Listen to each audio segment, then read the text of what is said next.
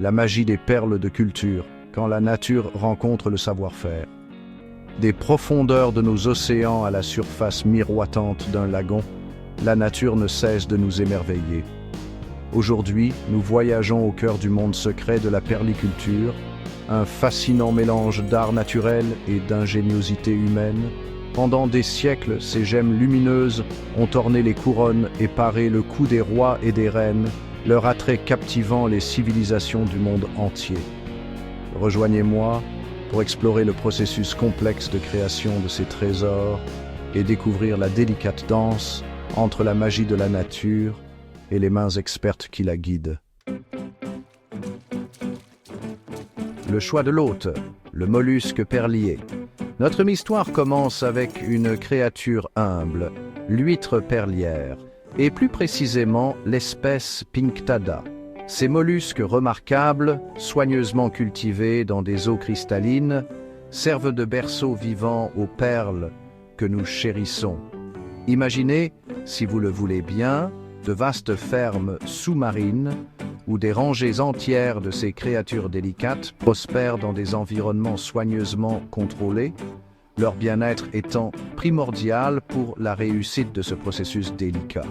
Chaque huître, véritable écrin miniature, renferme le potentiel de créer un trésor. L'implantation du noyau, le rôle de l'homme. La naissance d'une perle, cependant, requiert une touche délicate, une intervention de la main de l'homme.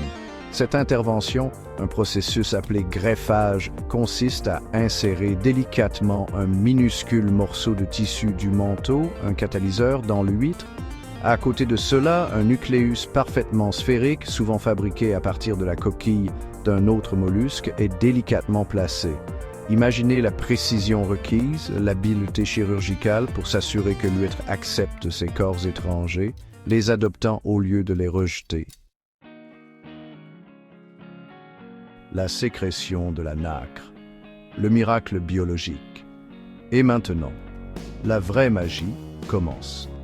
L'huître, sentant la présence de ces corps étrangers, réagit de manière défensive mais magnifique. Couche après couche, elle sécrète de la nacre, cette substance irisée qui tapisse sa propre coquille, enveloppant le nucléus d'une étreinte chatoyante. C'est un processus lent et merveilleux, un témoignage de la patience de la nature. Des mois, voire des années, s'écoulent pendant que la perle grandit lentement, chaque couche de nacre ajoutant à sa luminosité, sa profondeur et sa valeur. Chapitre 4. La culture sous contrôle.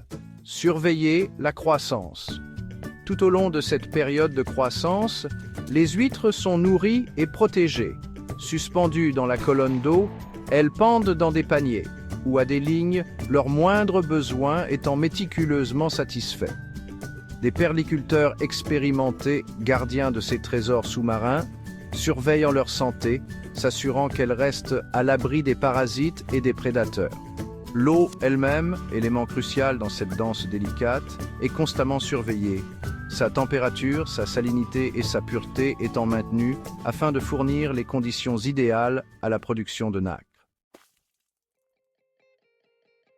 Chapitre 5. La récolte des perles. Enfin, le moment de vérité arrive, l'aboutissement d'années de dévouement et de soins. Le temps est venu de récolter les perles. C'est un moment qui exige le plus grand soin, car la vie de l'huître est en jeu. Avec des mains expertes et des outils spécialisés, les huîtres sont délicatement ouvertes, et les perles, désormais de véritables trésors scintillants, sont soigneusement extraites. Pour certaines huîtres, leur voyage s'arrête là, mais d'autres, en particulier les variétés d'eau douce, peuvent à nouveau devenir les réceptacles de ces gemmes précieuses, leur cycle de vie se poursuivant dans ce partenariat remarquable. Chapitre 6. Le tri et l'évaluation. Une fois récoltées, les perles entament un nouveau voyage, celui de l'évaluation. Chaque perle, unique en son genre, est méticuleusement examinée, ses caractéristiques soigneusement notées. La taille, bien sûr, joue un rôle crucial, les perles les plus grosses ayant une valeur plus élevée. La forme est également un facteur clé, les perles parfaitement rondes étant les plus recherchées.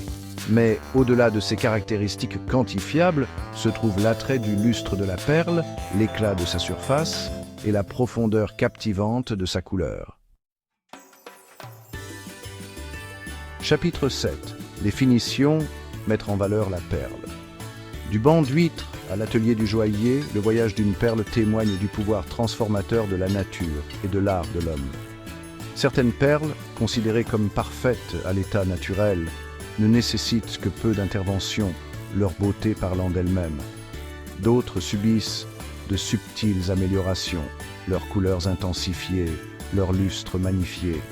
Enfin, elles sont prêtes pour leur grand début, percées, polies et enfilées en colliers, bracelets et boucles d'oreilles, chaque pièce témoignant de l'attrait intemporel de ces trésors sous-marins. Conclusion. La magie des perles de culture, un héritage durable. Alors, la prochaine fois que vous aurez la chance de tenir une perle dans votre main ou d'admirer sa beauté ornant un être cher, prenez un moment pour apprécier le remarquable voyage qu'elle a accompli. Des profondeurs de l'océan aux mains expertes des artisans, la création d'une perle de culture témoigne de la relation harmonieuse qui peut exister entre l'humanité et la nature.